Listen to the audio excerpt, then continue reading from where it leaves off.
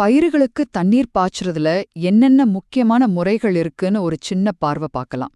பாருங்க, பயிருக்கு சும்மா தண்ணி பாய்ச்சறது மட்டும் முக்கியம் இல்ல. அதை எப்படி பாய்ச்சறோங்கிறது தான் விஷயமே.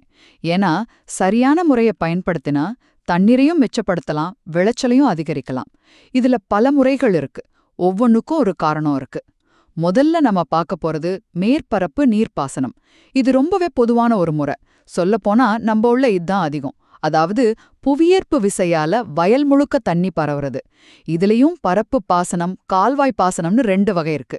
இது ரொம்ப சுலபம்னாலும் இதுல கொஞ்சம் தண்ணீர் வீணாக வாய்ப்பு அதிகம். சரி, 2வதா பார்க்க போறது நவீன முறைகள்.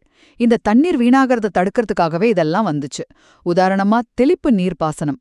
இது மழை பெய்யற மாதிரி வயல் முழுக்க தண்ணியை ஸ்ப்ரே பண்ணும். ஆனா இதை விட இன்னொரு சூப்பரான முறை இருக்கு. யோசிச்சு பாருங்க, ஒவ்வொரு செடியோட வேர்லயும் தண்ணி சொட்டு சொட்டா போனா எப்படி இருக்கும்? அதான் சொட்டு நீர் பாசனம். இதுல தண்ணீர் வீணாகிறதுக்கு வாய்ப்பே இல்ல. கடைசியா சில சிறப்பு முறைகளை பற்றியும் தெரிஞ்சுக்கலாம். நிலத்துக்கடியில பைப்பு போட்டு வேர்களுக்கு தண்ணி கொடுக்கறதுக்கு பேரு நிலத்தடி நீர்ப்பாசனம்.